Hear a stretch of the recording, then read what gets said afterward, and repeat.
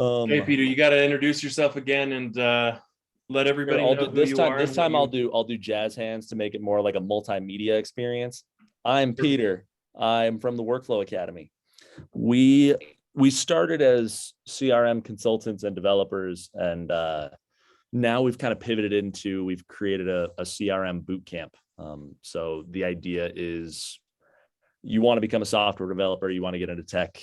This is a really, really good gateway in, as kind of a fairly easy first career is developing and administrating CRMs. So Taylor and I got talking. I have a just really short, hopefully simple and straightforward presentation on how to squeeze more out of your CRM. And then I have some demo stuff I want to show you. So I say 5 ways to get more value out of your CRM. My friend Abe Lincoln had this to say. When asked about CRMs, he said, "Where am I? What year is it? Where's Mary? What's the CRM? No, please don't put me back into the cryogenic freezing chamber." So I think what we learned from Abe is that a CRM is just vital. Like it's extremely important. Pretty much everyone has one at this point. Like even a lot of nonprofits I work with, they don't have a sales process necessarily, but CRMs are getting cheap enough and simple enough that literally every organization can and should have one.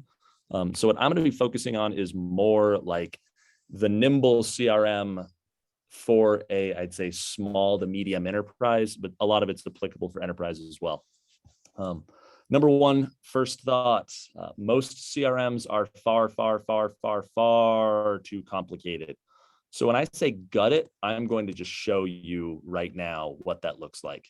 A lot of CRMs, when you log in, you've got these nice little bells and whistles of data feeds they want you to see and open tasks that need to be done. And you look at like the modules that are here and they're like, look, there's a DocuSign integration and a sales orders module, and you can track commissions and you can have analytics. And the truth is, you will actually end up using almost none of that, and you will just hone in on the core competence of leads, contacts, deals or opportunities, and accounts or companies, right? And then you can build all the cool stuff later. So what I do when I say gut, I say go in, like in Zoho CRM, and you just come in and you just start hiding stuff. You're like, get out of here, price books, get out of here, quote files and desk and dashboards and analytics. Just hide all of it. Forgiveness instead of permission. Just nuke it and you'll come back to it later. If you're at a big organization, there's a chance that you don't have control over doing this, but go talk to your IT team. I'm sure they have a chart somewhere that tells them what's actually important and what's not, right?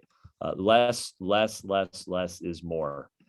So forgiveness instead of permission, gut it. The same goes for like individual fields. Come into the leads module and you're going to see all sorts of crap like currency, exchange rates, lead source, total net worth, email drip status, gut it all. Just nuke the CRM from orbit until what remains is stuff that actually has value for you, right? So that's thought number one. Take some courage, just go do it. Number two, stupid simple interface. Similar thinking. The people that use the CRM, and this is hard for me as a developer to remind myself, the people that use the CRM are not going to use all the bells and whistles. They really just want core functionality, and maybe you can slowly build on some bells and whistles, but you've got to get everyone's buy-in first, and the easiest way to get buy-in is simplicity. So talking about ways to do that, I want to show you two kind of concepts. Again, this is in Zoho, but a lot of tools, a lot of other CRMs have tools like this. Zoho actually has a tool called Canvas, where you can build a completely custom user interface for whatever users want to use. So I'll load up a template right here. I can actually make it so that in your deals or opportunities module, it looks like this, and you have a nice, beautiful UI. You can drag around fields. You can make big blue or red buttons that do important things, right? It's worth investing in making sure that the CRM actually makes sense for humans to use instead of just scattering bells and whistles everywhere. I want to show you another test CRM. Another thing that we do a lot of is you can actually build pretty quickly entire custom applications to handle more custom things. For instance, in this demo system, this demo client wants revenue forecasting, like really detailed forecasts for each of its deals. We actually built a custom button that you click it and it loads a totally custom, really, really slick, simple to use tool that allows you to load in revenue forecasting, right? And all you need to do is add in the forecasts by year and things start looking good, right? So again, investing time into putting the work into building a UI that your people will actually use to make it simple and easy, right? Point number 3, giving people an incentive to actually use this. I'm going to use myself as an example. Well, I guess I'll talk about it for a second. This is the idea of like, hey, you only get paid commission off of the sales that are logged in the CRM. If you want to get a commission, make sure you use the CRM. Boom, adoption increased by 100%, right? People actually, when they have an incentive to use it, they actually will use it. I'll use myself as an example.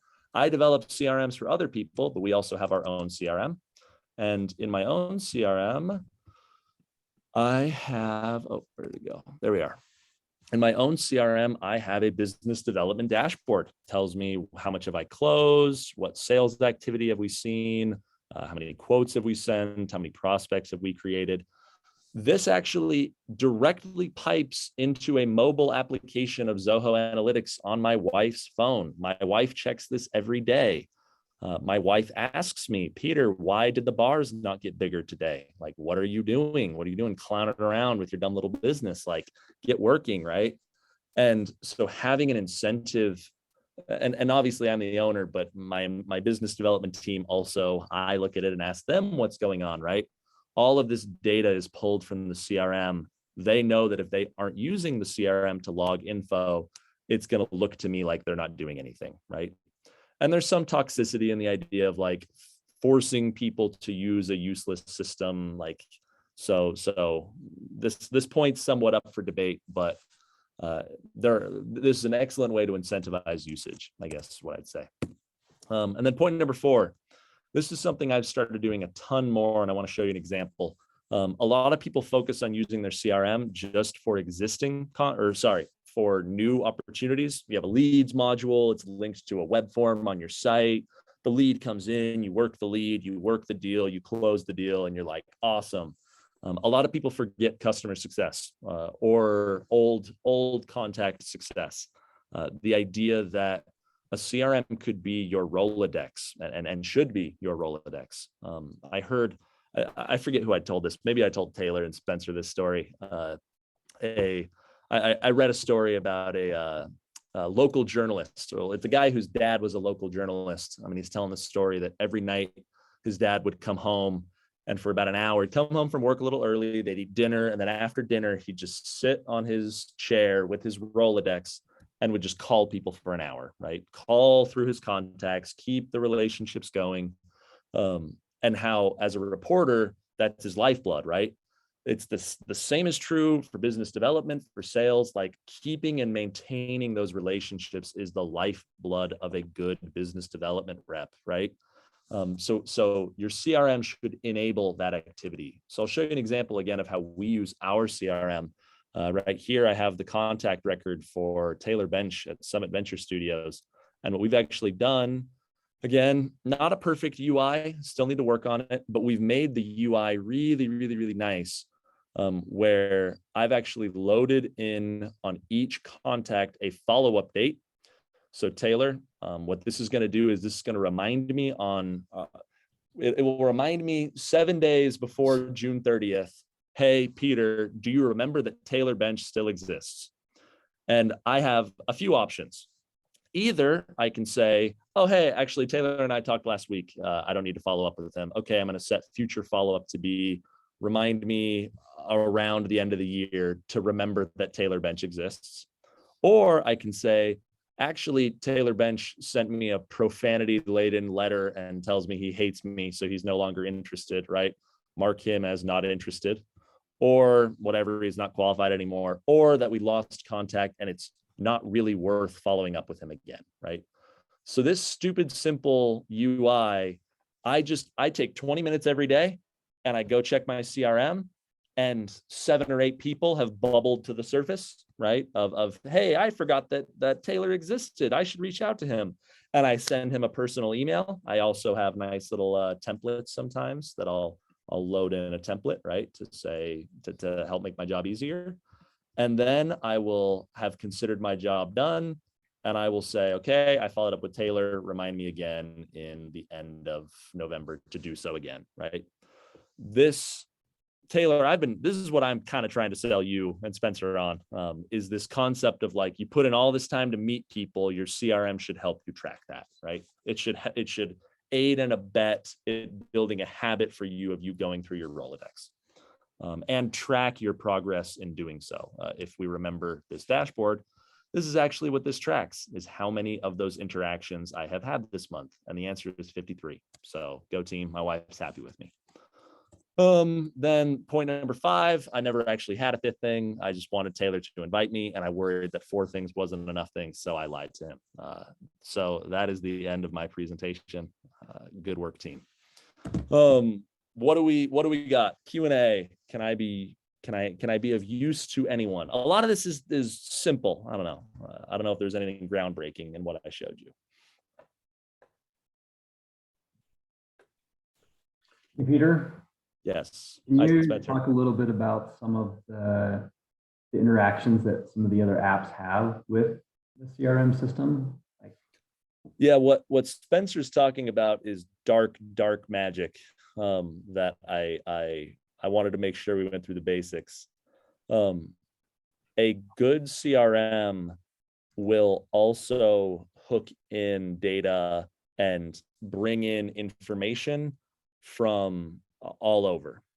So I wanted to give you an example.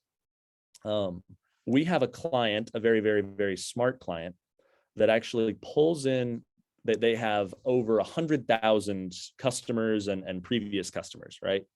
They actually pull in with an automated data feed every week, QuickBooks data that ties back to each of their 100,000 customers and actually spits out a customer lifetime value and a last 6 months and a last 12 months value, and then a value across last 12 months of 3 different product lines, right? By having that data in their CRM, that Rolodex concept that I just showed you, they do that at scale, and they use the lifetime value and recent value to dictate who should get followed up with first. So there's an example of, by hooking in financial data and integrating financial data into the CRM, they just made their sales team infinitely more effective, or customer success team, I guess you'd call it, of here are the people that should be followed up with as quickly as possible because they're the VIPs right now. Again, that's kind of at scale, but I mean, let's apply that concept to other applications. Feed in your customer support data to your CRM to allow you to see which customers are you interacting with most often, and maybe who could use maybe the interplay between lifetime value and customer success info or customer support tickets would tell you who could use a dedicated account manager, right? Maybe there's a ton of ground to be trod in that idea of custom applications to be built on top of it. Because maybe if you look at your sales team or your success team or any of your teams that use the CRM, maybe they're spending tons of time doing time-intensive things that could be better automated, right? By hooking in a nice little button into the CRM and building a nice little UI for them to do something automatically. So yes, Spencer's bringing up something that's very near and dear to my heart, which is it's becoming cheaper than it ever has been to just dump data into your CRM and make everything talk together. Sometimes via Zapier, as Will attest to, sometimes via a custom API connection, but in a lot of cases, a lot of the integrations exist out of the box. The other thing to note is that API integrations are not as expensive as they used to be. Yes. So if you spec it out properly, meaning you define exactly where the data is now, where you need it to go, what happens to it in between, and you post that on something like Upwork, I mean, you can expect to pay anywhere from $100 to $150, and you can actually have an integration built. Correct. So sneak preview, in a couple weeks, I'm going to be presenting around automation, and yeah, API connections are much easier than they used to be. And there's a lot of tools that you can use to make that even easier too. So Yeah, Will is the Voldemort to my I don't know, Snape, I guess. No, okay, that's a terrible metaphor, but Will is the practitioner of the true dark magic that I'm describing. Other questions, CRM wise? One of the questions I had for you, Peter, that I'd love to have you go over is around how the CRM can help you automate either outreach to your customers, kind of what you were showing me with the dates of like triggering you to get reminded, but Yes. also are there ways to make a nurture campaign or something automated within the CRM to help on that front? Yeah, so here I'm gonna show you some dark magic, just as and this kind of gets at what Will is saying about how this stuff used to be like totally custom and now it's just like free. So, well, not free, but very simple to set up. So I'm old school and I like contacting the contacts that are in this blueprint setup are the ones that I don't want to screw around with like automated follow-up. I want it to be a very personal thing. But remember, what this is doing is this is changing this follow-up date value field, right? To whatever, August 31st. All I need to do if I want that to be automated is I can say, okay, actually, we're going to do a contact follow-up date workflow rule. And we're going to say anytime that this specific follow-up date field is modified to any value, then trigger an immediate, well, you can filter, but we're not going to in this case. But I'll just show you what this could look like. You could say, you could say if they are a customer or potential customer, which is one demarcation we have, then trigger them this email, right? And you can write an email template that merges in their first name and click save. And then you would see this. I'm not going to do it because I don't want to screw anything up, but I could save this and it would trigger that email to Taylor immediately. Or if I wanted to only send on August 31st, I could say do it on a date time. And it's going to trigger on that date at 9 a.m., whatever. So there's lots of ways now that I'm not that smart. I have been working in these things for a while. That literally took like 48 seconds to set that up, right? To Will's point, the trick is speccing it out, right? The trick is like thinking through your like ideal dream unicorn world where everything works the way you want it to. That's how you save a lot of money in these things, is knowing what you want and then letting someone else tell you how to build it. But that's how I would do this. And I'll go back to the idea of the company I was telling you about that feeds their QuickBooks data in for lifetime value. They have exactly this, except it triggers a nurture campaign that is both email and SMS. And the SMS thing is huge for them because the SMS is actually like show up in the CRM and you're able to send them from the CRM. And again, none of that is rocket science. It's all stuff that bigger companies have been doing forever.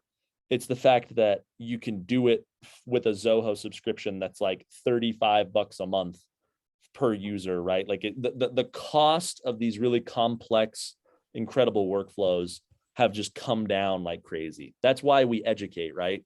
Is the costs are low, and I want to allow more and more small and medium enterprises to have this crazy breadth of amazing CRM tech. Okay, cool.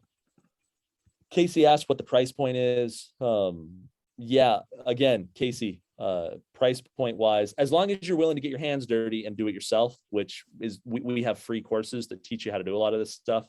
At least with Zoho. And there's other free courses for other platforms. A lot of for a smaller business, the price point on stuff like this is now around 20 to 50 bucks a user a month. Sorry. And that's, I mean, if someone pushes me off the cliff to talk Zoho specifically has like the dumbest price points ever, dumb in a good way. It's like 38 bucks a month for literally enterprise level of every single application they have. It makes Salesforce look like a bunch of greedy Silicon Valley just goblins compared to what Zoho charges. Yeah. Other questions, other dark magic people are thinking about for their organizations that they want to see done.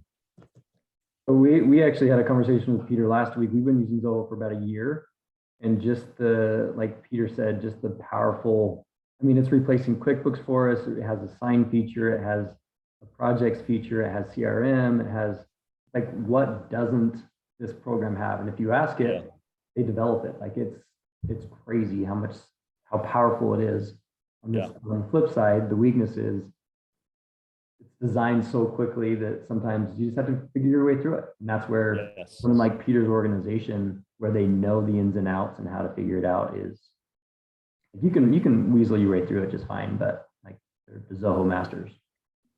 Yeah, it's like that's actually, sorry, I was just going to say, you should be asking that of any CRM that you're in. Like, if they don't have a feature and you can't find somebody that's there, like asking the support team, like, you'd be surprised how often it's like, oh yeah, that just wasn't documented. Like, it's totally here. Like, you'd be shocked at how often you walk away from a product and all you had to do was ask. Yeah. And it just hasn't been documented yet. Yeah. I agree with Will. So Peter, I have a question for you. Go for it. So Blake and I were talking this week that we want to put projectors throughout like a big room, and we want to have projectors with all these analytics on all the walls. Yep. Would you project that through analytics? Yes. Zoho. Yeah, there's a TV channel feature in analytics what's the refresh time on it, Ashton? We did that for Seth Mar.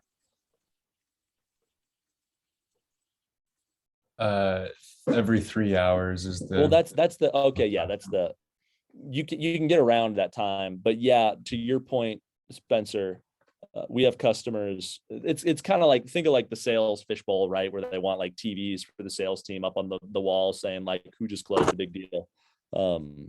Yeah, you absolutely can build that, and that was that point I made about like incentivize people to use the CRM. If everyone knows that everyone at the company can see what's kind of happening and what's going on, there's somewhat more of an incentive to run that through the CRM, right? So yes, we would be all too happy to include that in the curriculum. Peter, I was wondering if you could spend a little bit of time talking about how the CRM could and should be used to at the top end of your funnel for customer acquisition. So you've got a lot of people may have a lot of different ways that customers are finding them or interacting with them at the first time. So they do a social media campaign or a Google Ads campaign or whatever. They're driven to a landing page. How is the CRM best used to help capture those prospects or leads and then process them through digital marketing funnel or any type of funnel on that front? Yeah, great questions. I'll try not to like feature barf at everyone and keep things simple. To Taylor's point, a lot of your funnels probably look something like paid ads and then organic traffic. So these are your inbound web leads, right? And both of them linked to, let's just keep it simple and say that you have a single form. So we have a web form, right? And then some of you are doing trade shows, and then so we have trade shows and then like just networking efforts. And that leads to a business card. We'll do business card and we'll do manual entry where you actually go to the CRM and you like manually type in their details. And then finally, I mean, any other, let's just start with this. No need to make this too complicated. I mean, we'll go ahead and just throw in buying a list and then LinkedIn as well, right? And there we'll do a Excel import. We'll say that you have an Excel spreadsheet from these that you can export. So all of this can feed into the lead. All of these theoretically lead into a leads module, right?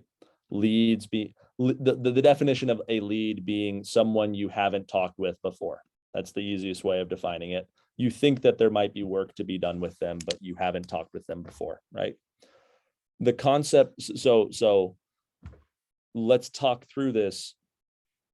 First off, there's such a concept of a lead type or a lead source or something or a quality of lead.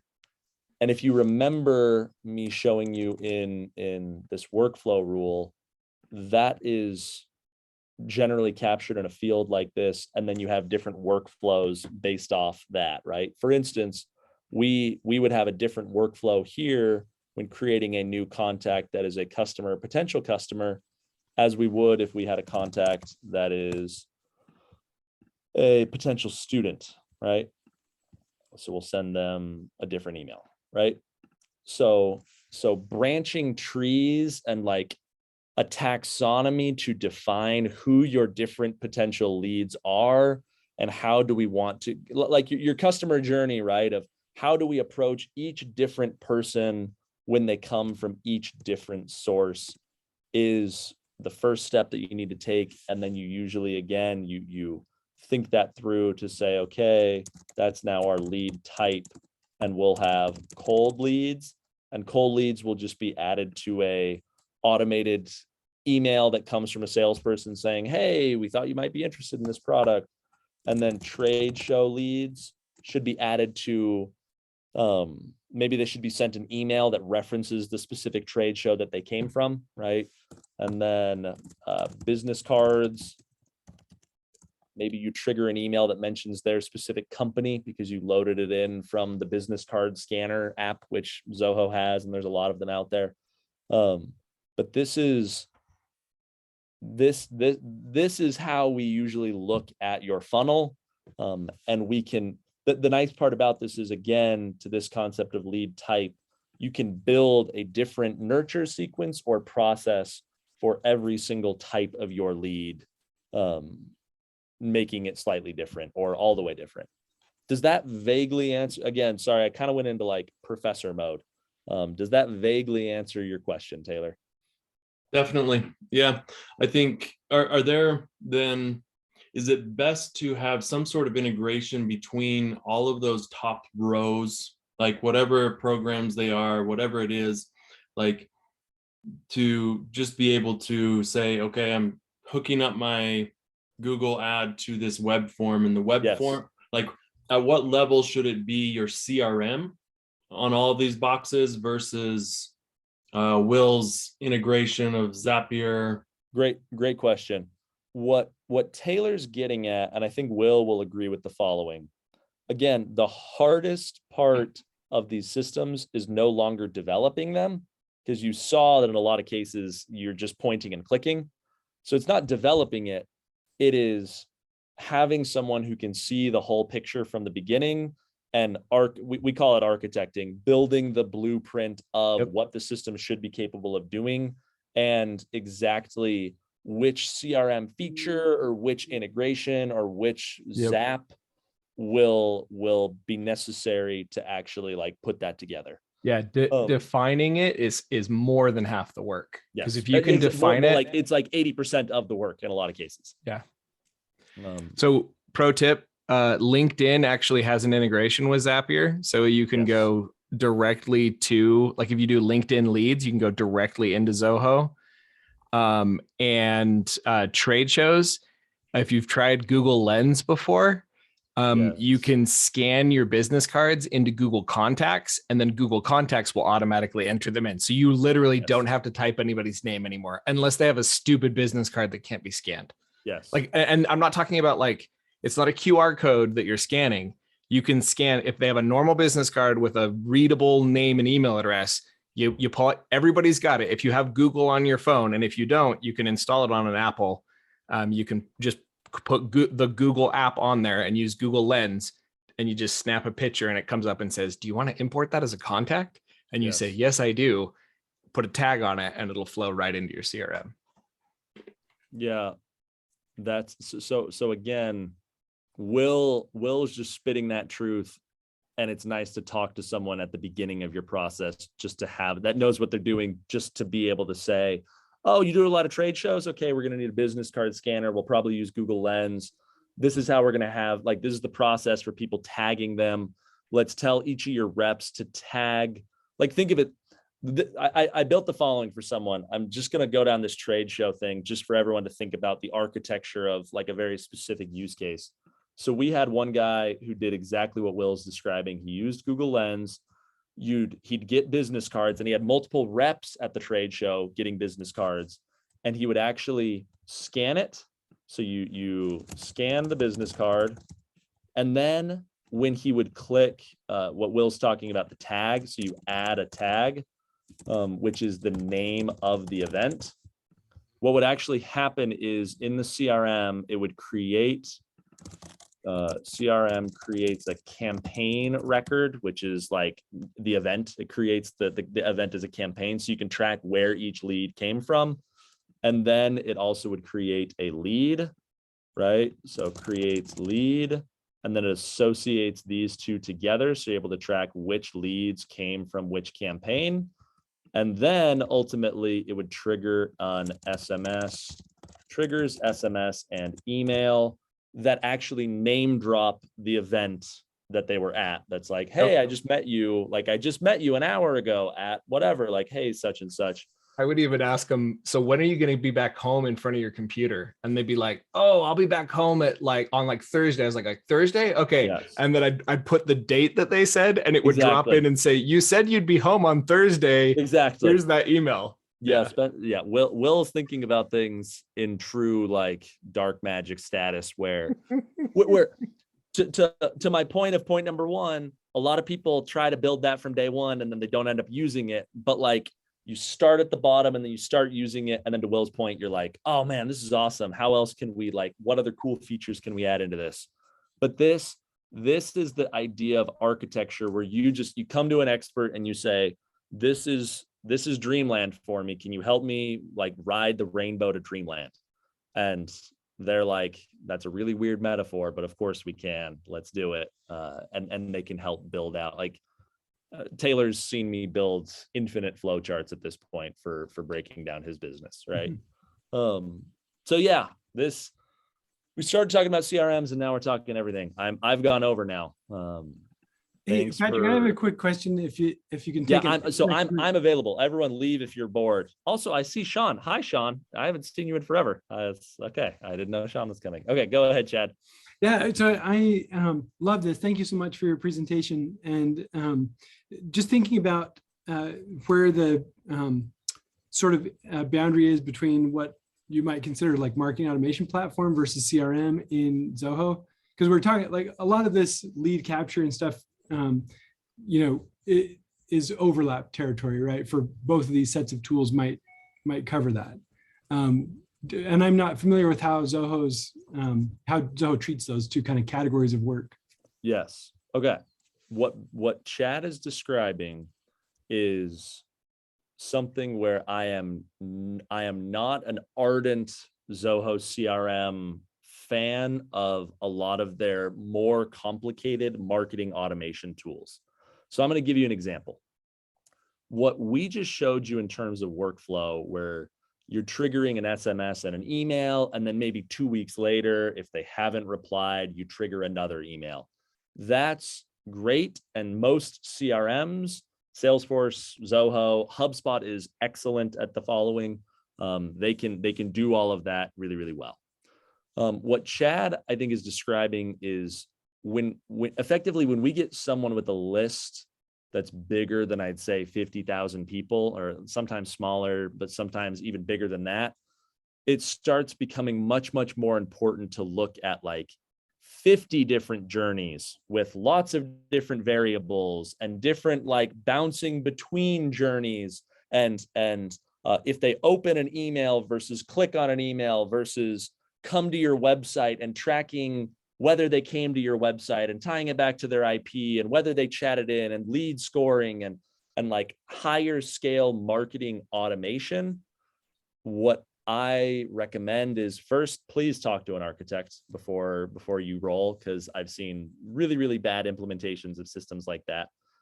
Second off, in a lot of cases, what we will do is we will sync the CRM to that marketing automation platform for the contact base. And then we will let constant or what's it called? Not Constant Contact. Marketo, Active HubSpot. Marketo, Active Campaign, or sometimes HubSpot, but Active Campaign is one a lot of people request.